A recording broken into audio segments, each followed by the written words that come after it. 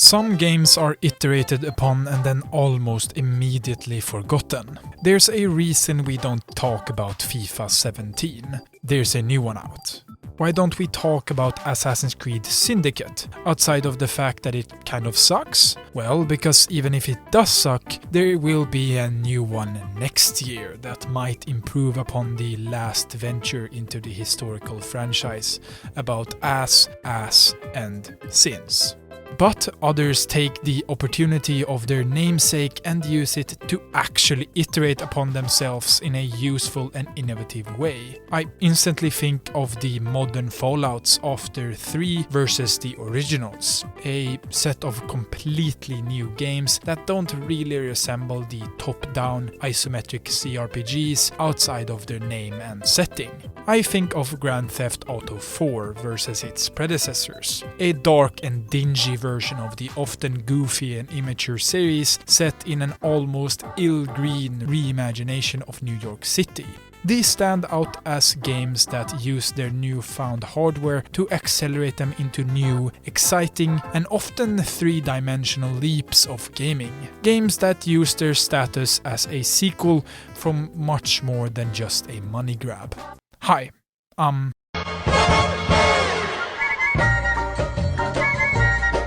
but you can just simply call me Amazon. Today we YAHOOoo and JIPPIEEEE into a surrealist painting called Super Mario 64.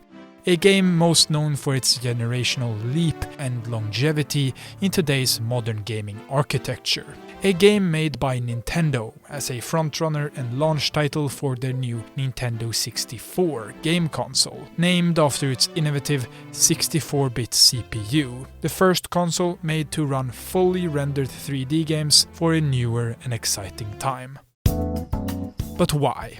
Why would I pick the game Super Mario 64, you may wonder? This question is one of the easiest questions to answer. So easy you probably already know the answer to said question. But if you don't, let's get into the thick of it, shall we? First and most important of all, the fact that a man chained to a flat and often very pixelated plane now has a very tangible complexion.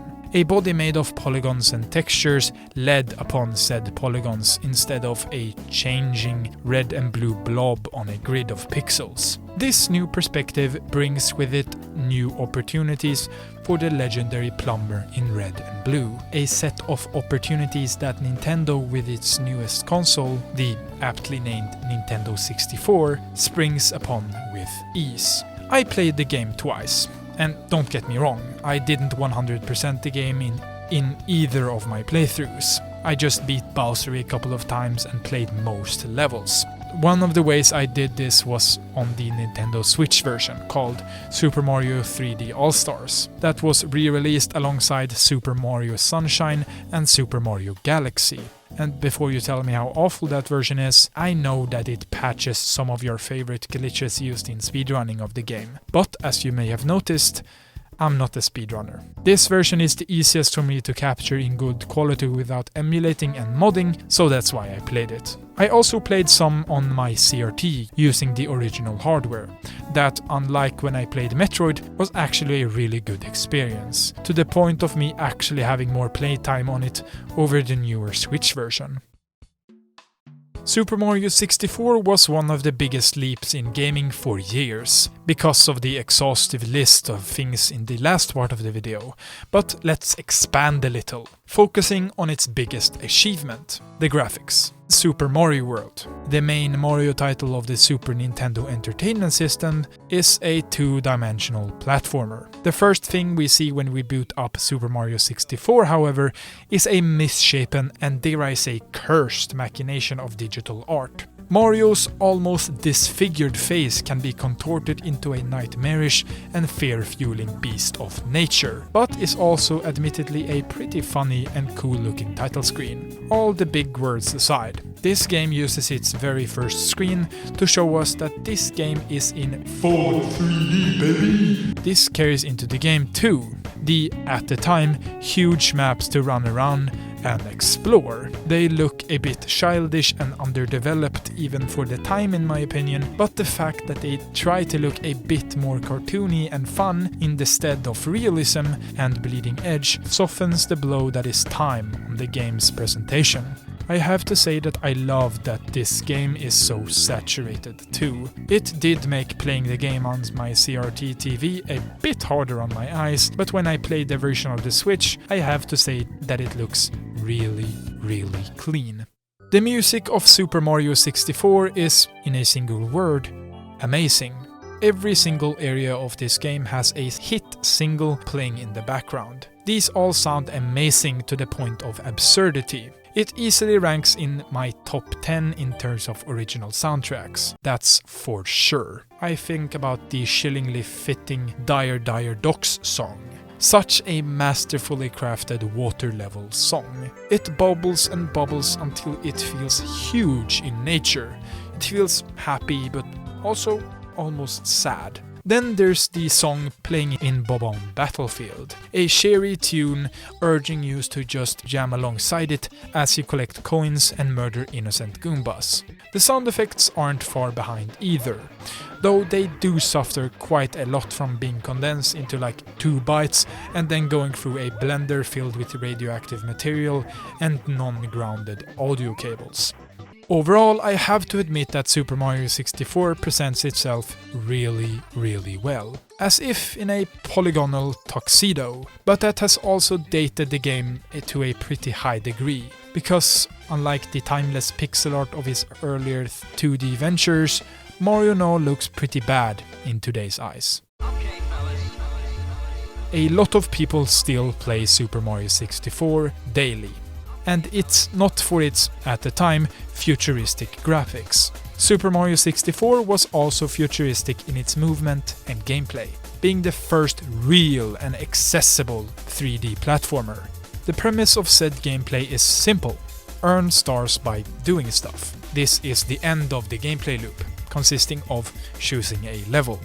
We'll pick Bob-omb Battlefield. Use the movement to do a platforming challenge, a simple collectathon by collecting red coins or the like, or defeating a boss of some kind. This gameplay loop is predictable and often pretty easy if you have mastered the movement at least somewhat, but that's just it.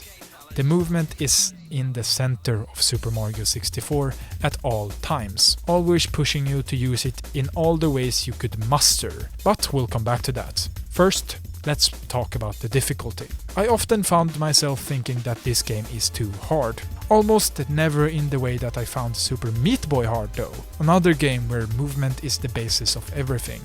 What made me think Super Mario 64 was hard is the same reason that I thought Super Smash Bros. Melee's movement was sluggish. It needs time and a bit of mastery of the gameplay systems. Mario isn't as easy to control as the character in the title A Hat in Time, for example. She moves almost instantaneously and with a more reactionary style, while Mario almost feels like a tank in comparison, sluggishly ignoring my panicky last-second reactions. You have to think before you jump, and when you do, you better be flying at the right speed and in the right direction. Super Mario 64's movement is all about chaining all the various moves in Mario's moveset to traverse the map. Let's look at some of these, and how they may be chained together and how they work in unison. The first movement option that comes to mind is the long jump, which is almost as simple as it sounds. A leap that sends Mario a considerable length and at high speed. This is one of the most useful for that reason. It's a great way to move both quickly and a great way to jump long distances. If you then want to go even further, you can dive, crouching in the air into a stance reminiscent of a diver, or a dolphin dive from Call of Duty Black Ops. There's a wall kick used to do a wall jump by kicking a wall, the backflip to gain height and triple jump to do the same, but with more speed. These few, on the outside, simple movement options combined with these special power-ups expand levels in a way more important than size. These movement options instead make the levels deeper in design, rather than wider. like Assassin's Creed's massive empty worlds compared to a tightly designed and polished Counter-Strike Global Offensive map. What makes the movement of Super Mario 64 even better is where you get to use it, the levels. These levels vary in quality, but if you look at one of the Bowser stages, you'll see some crazy obstacles to move around. The combined mastery of the movement and the game's level design is what makes the game such a masterclass in 3D platforming. There isn't much to say about these levels outside of the fact that they sometimes made me wish that the camera didn't suck in this game. A fact of many early 3D titles. But man, the camera in this game is very bad. Unfortunately, Super Mario 64 still holds up in many regards. I say it with such a negative connotation because this game really shouldn't, and in many ways, it doesn't. Starting with the obvious. The game looks dated in many ways. It's polygonal and often hard to read. Its textures are so bland and flat, you may as well be looking at an abstract painting sometimes. But the music and otherwise charming, cartoony and saturated visuals raise the game's presentation to a more than acceptable level in today's eyes, even if you have to squint a little to see the charm sometimes. But this is where that ends. The rest of Super Mario 64 can't be called dated without me lying a little bit.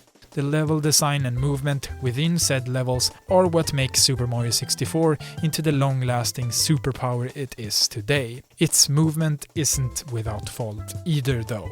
It's often clunky, unresponsive, and frankly unforgiving for the untrained player.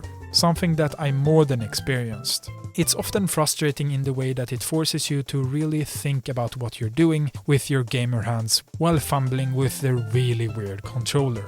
Also, why does this game have lives? All that does to me is make me very self-conscious and scared to lose them. But this ultimately leads me to the reason why this game does hold up that well. What makes this game truly timeless? The legendary BLJ and canonless SSS makes this game into maybe the best game ever to speedrun. The movement system is almost infinitely deep and feels truly analog, a phrase that I love to use apparently. In my later years, I have come to despise the many faults of Nintendo, as probably most informed people do. Not to the point of EA, but to the point of me being willing to openly talk about my lack of love for them as a company.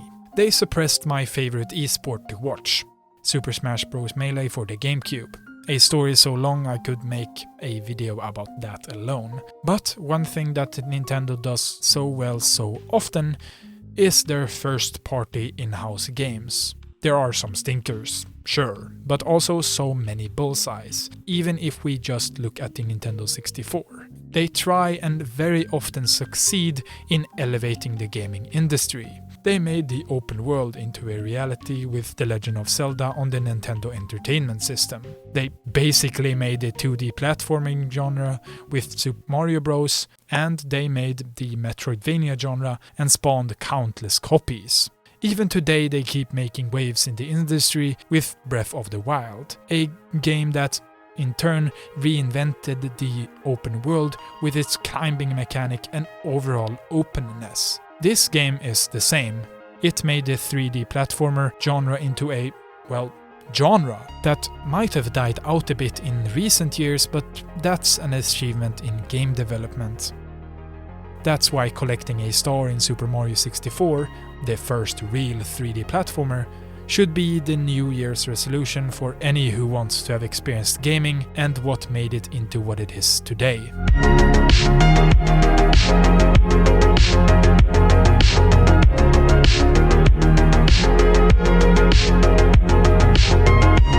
Thanks for watching. I first want to thank you for subscribing. You are part of the 1%. Like, actually, my last video that totally blew up to over 15,000 views, by the way, what the fuck, has a subscription rate of under 1%.